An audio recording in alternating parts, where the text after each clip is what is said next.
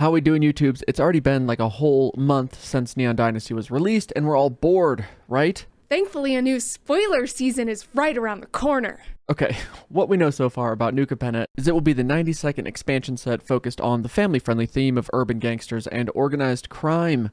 I was worried it would be a little too intense of a diversion from the alternate reality of planeswalkers blowing each other up, that it might be too violent, but then I saw they put wings on brass knuckles and I knew right then the violence and organized crime could be fun for the whole family. Plus we got cats.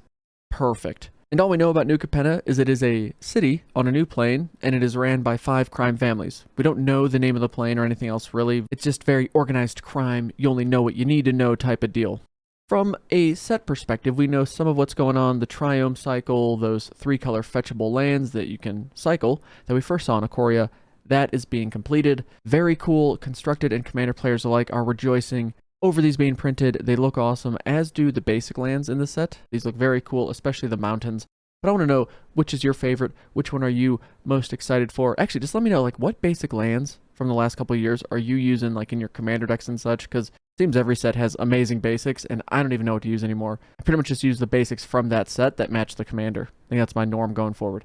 Anyway, what else do we know about this set? We know that there will be a lot of products with this one. We have, good lord, there's so many.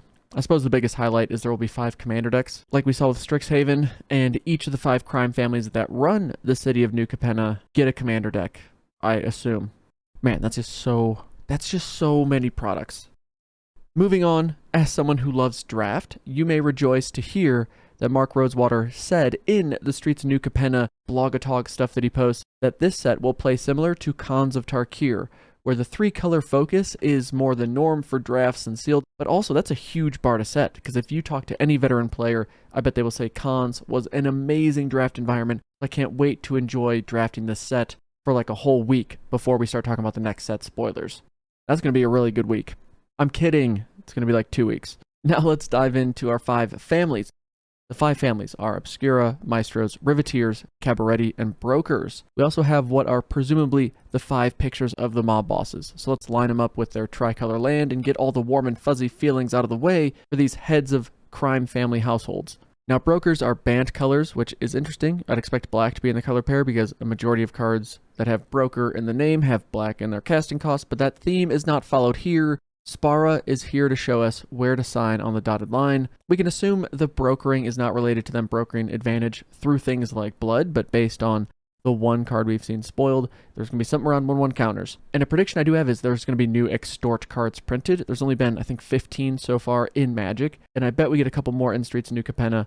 Outside of that, I think this tricolor pairing has some type of new extort-esque effect, but it's more adding or taking away counters from other creatures. Either you control or you don't control. Presumably 1/1 counters, but I'm assuming there's going to be other types of counters as well as we get into the other families. Moving right along, Cabaretti, it sounds like a pasta I just cannot trust.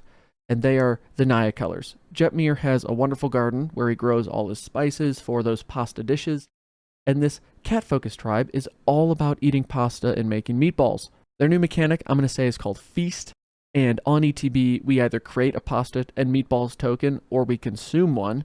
And if you consume one, you get to put 2 1/1 counters spread across up to 2 targets. It's very on flavor. Think of it like cat number 2 shows up and cooks their friend a lovely meal. It's the classic crime family move, and I think it fits perfectly here with Jetmir. Now, Riveteers sounds like an awesome Air Force crew from World War II, and they are Jund with Zlatora as their fearless leader. They also seem to be holding this monster-sized boiling flask, which we all know would be important, and we've now learned it's like a drug that fuels the city, or not a drug per se, but a magic-enhancing substance. Sounds like someone trying to skirt the rules by technicality, but the best part about this stuff is that it's called Halo, like Master Chief, whole other game franchise, Halo. No way this can go sideways. I'm sure PR and marketing and legal, all of Wizards' leadership really thought this one through. The biggest takeaway here is Big Z. Big Z is how we refer to Zlatora on the streets, obviously. They're going to get a lot of free marketing, and they're my front runner to be Mob Boss number 1 once we get into the set, and they will have the most unique Halo-focused mechanic in the set. I'm thinking it will be similar to something like Energy, and that they can use the tokens to benefit their creatures.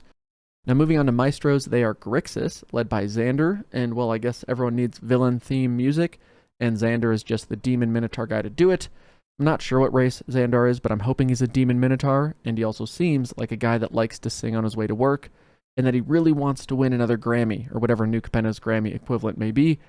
Maestros will focus on spells matter type effects, because having all their creatures benefit from something like prowess is what musical maestro minotaurs are all about. Plus the 3Ms has a special place in my heart, so I'm just really hoping that musical maestro minotaurs is the tribal build for them. It just sounds awesome, and I'm here for it.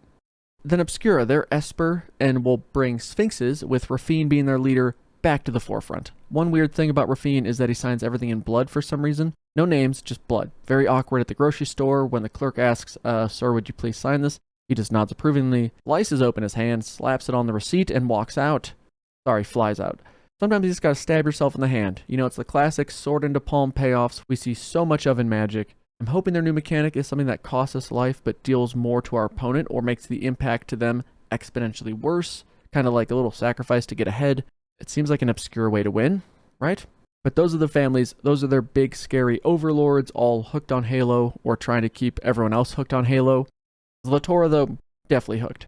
Now, what about what we don't know? What other predictions do you have for the set? For me, here's my other shots in the dark I'm taking. First, we're getting a couple big reprints. Smothering Tithe and Dockside Extortionist are both going to be reprinted in this set. Why? Because I need more copies of each, and that's as good a reason as any. But they'd also be a huge flavor win for this set, and make sure that it prints a ton of cards. Or I guess sells a ton of cards. They're going to print a lot, I would assume, regardless. And I think product fatigue is going to be very real. I mean, we already have another set being spoiled before this set's even out. So that's something to be overwhelmed by. And you need some things that are going to sell packs. These two cards alone, I think, would do the trick. Those Triumphs will probably sell some packs too, though.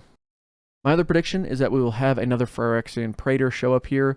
I could see it being any of the three that have yet to be reprinted, Elish Norn, Urabrask, and Shieldred, and will actually comment below what you think would be and why. Let me know if you know something sneaky that may explain it, but I think it's going to be Elish Norn, because crime families love taking advantage of the little guy, and no one is hated by the little creatures of magic more than Elish Norn. Elish Norn is also highly manipulative and a Phyrexian who would fit well into a mob boss world.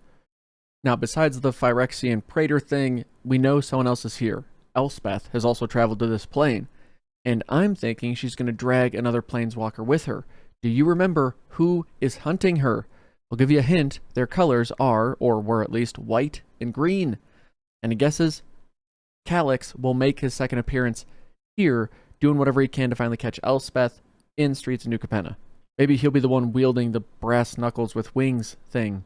Ooh, Calyx, you sneaky, sneaky fellow. But yeah, that's going to do it for me, folks. I think it's time to wrap up the spoiler prediction video. I hope you enjoyed the video and learned something, and that hopefully some, if not all of these things come true. And when it's time to pick up some cards, go to Card Kingdom, use the affiliate link. They sponsor the channel. Huge fan of them, and I would much appreciate it if you use the affiliate link whenever you buy stuff from their website, because it just lets them know I sent you, and to keep helping me make content. Also, shout out to my patrons. Y'all are awesome. Can't say it enough. Thank you so much. Excited to hear about what you guys think this set will have in the comments. Excited to see what the set actually brings. Do some drafts and sealed. Try a 3-color format. I think it's going to be a lot of fun. I think this set's going to have a lot of unique things going for it. And hopefully it's not all too much too quick, because it is just a lot seemingly coming at a short amount of time. But that's going to do it for us, folks. Thank you so much for watching. We'll see you in the next one. Take it easy, my friends. Peace.